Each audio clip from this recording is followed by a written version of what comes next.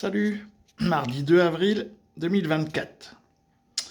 Bon, vous savez que ça c'est le drone que les Ukrainiens viennent d'envoyer à 1100 km. Alors du coup, un drone à 1100 km, moi j'étais fait par les Ukrainiens en Ukraine en ce moment, je me dis mais ouh, c'est chaud patate.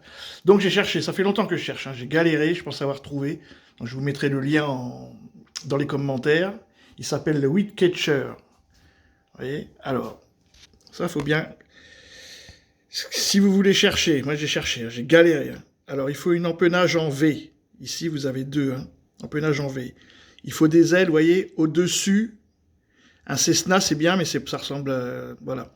Vous avez les ailes au-dessus et il faut des trains. Et moi j'avais un problème sur un triple train. Les drones avec des trains, c'est un triple train. Et je viens de le trouver la photo. Donc 1, 2, 3, vous voyez.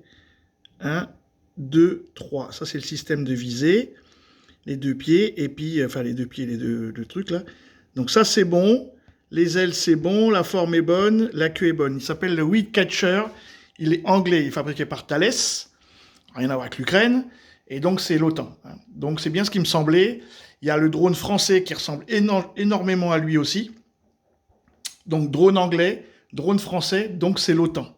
Les drones américains, ils sont plus sophistiqués. Ça, c'est des petits drones. C'est 2014-2015, ces drones-là, vous voyez. Ça ressemble à un Cessna, mais le Cessna, il n'a pas la queue en V comme ça. Ah, j'ai galéré, j'ai fait tous les avions, j'y connais rien en plus en avion. Ça serait Aldostérone qui devrait travailler là-dessus, quoi. Donc du coup, si moi je me fais chier avec à analyser des images, parce que pour les Russes, les Ukrainiens, ils vont pas y croire, hein, 1100 km. Donc ils ont repris des vieilles technologies, et puis ils les améliorent, hein, évidemment. C'est pour ça que dans la vidéo que j'ai mis en premier, le général disait que c'était un drone ukrainien fait sur des bases occidentales. Donc c'est ça, ils reprennent, puisque c'est des modèles d'il y a 10 ans.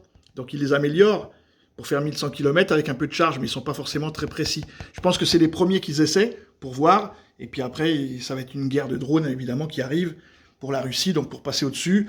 Alors après, il y a toutes les caractéristiques, mais je vous mettrai les liens dans les commentaires. Donc on regarde maintenant.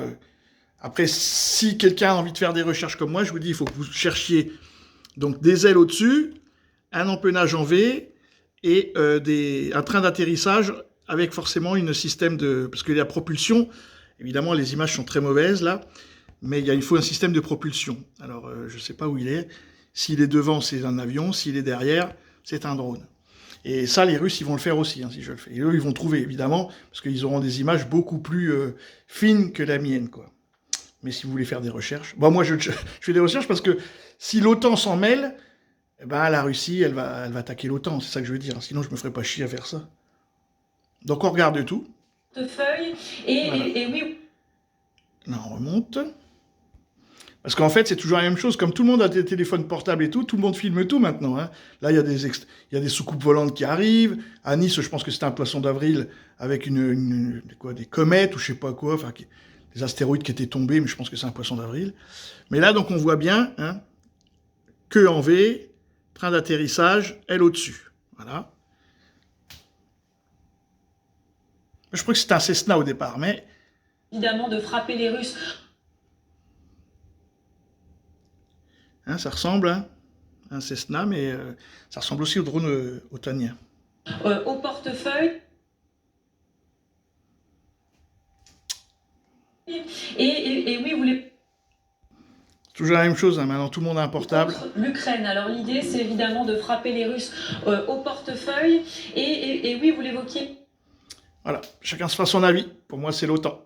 Salut!